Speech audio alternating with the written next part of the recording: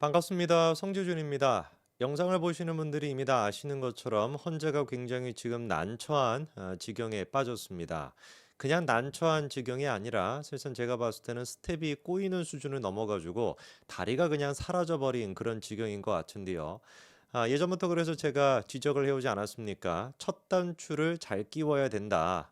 특히나 이 문제 같은 경우는 거의 뭐 윤석열 대통령 사상 초유로 계엄에 의한 대통령의 탄핵이다 보니까 역사에 안 남을래야 안 남을 수가 없지 않겠습니까? 근데 한번 뭐 상상을 조금만 해보십시오. 앞으로 이제 몇 년이 지나가지고 교과서에 이거와 관련된 내용이 또 현대사에 들어가게 될 텐데 근현대사에 과연 이게 어떤 식으로 기록이 될까? 그때 이제 나라가 찌째명의 나라가 아니라고 한다면 개딸들의 나라가 아니라 조금이라도 상식적인 나라라고 한다면 헌재의 절차가 얼마나 문제가 있었는지 공수처의 수사가 또 얼마나 잘못됐는지 이런 것들이 전부 다 하나같이 기록이 될 수밖에 없겠죠. 이미 역사의 이름이 남지 않았습니까? 지귀현이라고 하는 이 석자의 판사의 이름은 역사에 남았습니다. 지귀현 판사가 뭘 했습니까? 윤석열 대통령의 구속을 취소했죠.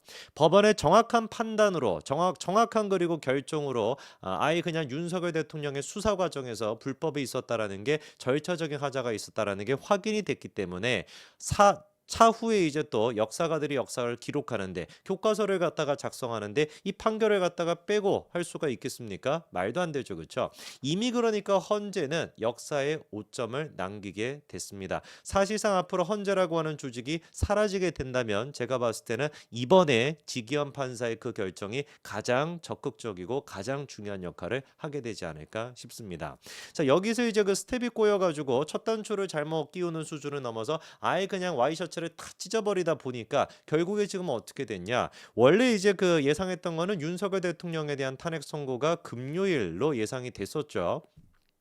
이거는 뭐 헌재가 입장을 밝혔던 것도 아닙니다만 지난번에 이제 그 과거를 생각을 해봤을 때 노무현 전 대통령 때도 그렇고 박근혜 전 대통령 때도 그렇고 2주 정도밖에 시간이 걸리지 않았고 특히나 이제 또 금요일이라고 하는 날짜를 이제 그 맞출 가능성이 있다 보니 그 다음 날이 또 주말 아니겠습니까? 그래서 이제 이번 주 금요일이 가장 유력하게 여겨졌었는데 결국에는 헌재가 이번 주 금요일 날 선고를 미루게 됐고요. 완전히 미뤘다라고 하는 얘기는 아직까지 할 수는 없다라고 해도 제가 보기엔 그냥 미뤘습니다. 99% 이거는 미룬 거고요. 그리고 이거를 미뤘다라는 것 자체가 굉장히 정치적으로도 그리고 또 헌재 나름대로도 의미가 크다. 근데 이 의미는 헌재한테 굉장히 불리한 의미밖에 없다라는 거.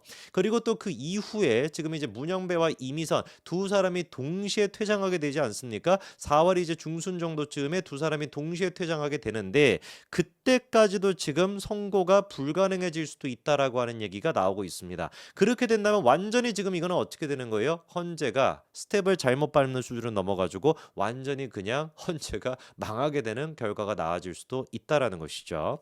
자, 일단 왜 그러면 요번 주에 선고가 불가능하다라고 보는 것이냐? 뭐 여러분들 다 아시는 것처럼 최재 감사원장과 검사 탄핵에 대한 선고 날짜를 이번에 확정을 했거든요. 3월 13일로 확정을 했습니다. 3월 13일이 이제 확정이 됐으니까 만약에 정말로 헌재가 윤석열 대통령에 대한 탄핵 심판을 14일에 진행을 하겠다라고 했으면 13일 날 우리가 이제 그 감사원장에 대한 탄핵 검사에 대한 탄핵 이거를 이제 선고하는 것뿐만 아니라 14일에는 윤석열 대통령에 대한 탄핵 심판을 할 겁니다라고 밝혔어야 되겠죠. 근데 안 밝혔거든요. 이유가 뭐겠습니까? 날짜가 아직 확정이 안 됐기 때문에. 그리고 이게 이제 봤었을 때 헌재가 지금까지 역사적으로 생각을 해봤을 때 이틀 연속으로 선고한다 이거 자체가 불가능하면 아예 그냥 전례가 없어요. 제로입니다. 제로.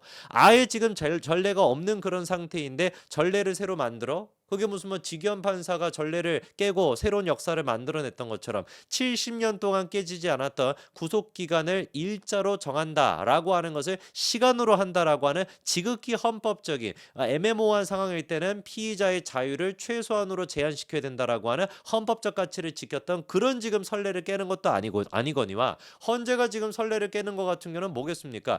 윤석열 대통령을 억지로 탄핵시키기 위해 가지고 서울중앙지법에서 수사 과정에서 절차 절차상 문제가 있었다라고 명확하게 판결을 내렸음에도 불구하고 이거를 그냥 싹 다 무시하고 무조건 윤석열 탄핵, 무조건 문영배랑 이미선이가 나가기 전까지 탄핵이라는 목적을 달성시키기 위해 이재명이 대통령이 된다라고 하는 목적을 달성시키기 위해 가지고 선례를 깬다라고 한다면 유례 없이 제가 보기에는 전례 없이 헌재가 사라질 수도 있다라고 봅니다. 그렇기 때문에 명확하게 이틀 연속 선고라고 하는 것은 불가능할 것이고요. 그리고 이런 상태에서 헌재가 윤석열 대통령에 대한 탄핵을 밀어붙일 수도 없을 것이다. 남아있는 그러면 유일한 거는 무엇이냐? 지금 이제 거론되는 거는 이제 한 두 가지, 세 가지 정도의 옵션이 거론되고 있습니다. 다 제가 소개는 해드릴게요. 일단 이제 그 재판관들의 심리를 지원하는 게 이제 그 태스크포스 이제 그 팀이 있는데 그 팀에서는 지금 뭐라고 얘기하고 있냐? 각각의 사건마다 이거는 다르게 적용이 되는 거기 때문에 13일 날 최재해 원장에 대한 선고가 있다라고 할지라도 14일 날 윤석열 대통령에 대한 선고를 할 수 있을 것이다. 이런 식의 뭐 반론도 나오고 있습니다만 이 반론 너네 집에 가가지고 써먹고요. 아무 의미가 없는 얘기인 것 같고요. 그리고 이제 또 일각에서 나오는 얘기는 뭐냐면 이번 주까지 해가지고 윤석열 대통령에 대한 평의를 마무리하고 18일이나 21일 정도 돼가지고 그때쯤 윤석열 대통령에 대한 선고를 할 수가 있다. 그러니까 이번 주 금요일 날 선고를 하는 것이 아니라 다음 주 금요일 날 선고를 할 수 있다. 이런 지금 얘기도 나오고 있습니다. 근데 21일 날 선고한다라는 것 자체만으로도 역사적이죠. 왜냐하면 박근혜 전 대통령 같은 경우는 그때 이제 사안이 굉장히 많지 않았습니까? 관련돼 있는 뭐 얘기도 굉장히 많았었는데 이번에 윤석열 대통령 같은 경우는 사실상 계엄 딱 한 가지밖에 없잖아요. 한 가지밖에 사안이 없음에도 불구하고 이번 주 금요일 날 선고를 하지 못하고 미루게 된다. 20일로 미루게 된다라고 한다면 이미 이게 뭐가 반영이 돼 있는 것이다. 헌재가 여론 눈치를 보고 있다. 헌재가 여론 눈치를 보고 있는 것이고 요번 주 금요일 날 만약에 예를 들어 가지고요. 지금 이 순간에도 헌법재판관들끼리 얘기가 다 정리가 됐어. 오케이, 좋아. 8대 0으로 일단 윤석열 대통령 인용시켜. 탄핵시켜 라고 하는 게 정리가 됐으면 헌재 입장에서 야 13일 날 최지호 감사원장 뭐 이런 거 하고 14일 날 바로 그냥 밀어붙여가지고 해버려 이렇게 결정을 했겠죠. 그런데 지금 이 순간에도 윤석열 대통령에 대한 탄핵 선고조차도 날짜를 특정하지 못한다라는 건 뭐겠습니까? 헌법재판관들 내에서도 이견이 굉장히 강하다라는 방증인 겁니다. 이게 그냥 단순히 한두 명이 의견을 갖다가 지금 달리한다라는 수준이 아니라는 거겠죠. 3명 정도가 의견을 달리하고 있다 보니까 헌재가 지금 아직까지도 지금 이 순간에도 탄핵 선고 날짜를 갖다 확정을 못 짓는 거 아니겠습니까? 저는 그래가지고 또 다른 옵션이 뭐냐? 사실상 지금 국민의힘 쪽에서도 강력하게 요구하고 있는 것은 변론재개죠. 변론재개. 왜냐면은 아니 이거는 그냥 우리가 정치적으로 요구하는 것이 아니라 정책의 유불리에 따라서 요구하는 것이 아니라 지기현 서울중앙지검의 지금 판사가 절차상 문제가 있다라고 확정하지 않았냐. 이게 지금 공수처의 수사가 잘못됐다라는 걸 확정을 해주지 않았냐. 공수처 수사를 가지고 지금 윤석열 대통령에 대한 탄핵 심판을 하는 것인데 지검이 아니라 서울중앙지법에서 이게 절차가 지금 잘못됐다. 수사가 잘못됐다. 불법이다라고 확정을 했는데 이거를 기반으로 어떻게 탄핵 심판을 하냐.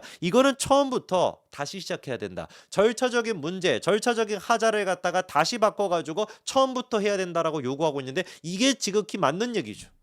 그래서 그 이상민 의원도 그렇고 그 김웅도 그렇고 김웅이 어떤 사람인지 아시죠? 그렇죠? 이거는 제가 봤을 때 어느 누구 할 거 없이 모두가 다 동의할 수 있는 내용인 겁니다. 절차상 문제가 있다라고 정치적으로 우리가 얘기하는 것이 아니라 지기현 부장판사가 그렇게 결정을 내렸으니 헌재가 불법적인 수사를 바탕으로 대통령 탄핵을 진행할 수는 없다. 처음부터 다시 변론 재개를 해야 된다. 만약에 처음부터 다시 변론 재개를 하게 된다면 누구는 빠이빠이가 될 수밖에 없는 거예요. 문영배랑 이미선 두 사람은 빠이빠이가 될 수밖에 없습니다. 제가 생각하기에는 그게 유일한 지금 길이에요.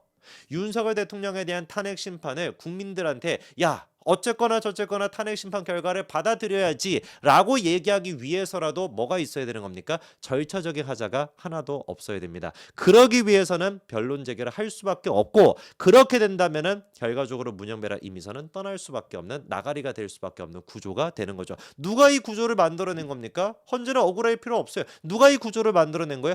헌재 본인 스스로가 이 구조를 만들어낸 겁니다. 옷을 다 찢어버렸으니까 그거 뭐 아무리 수선한다 그래서 되겠습니까? 이재명 같은 애가 와가지고 찢어버린 것인데 옷을 새로 사는 것밖에 없고 그 새로 산 옷은 100% 제가 보기엔 이미선과 무정배 같은 사람들한테는 어울리는 옷이 아닌 겁니다. 여기까지 말씀드리겠습니다. 감사합니다.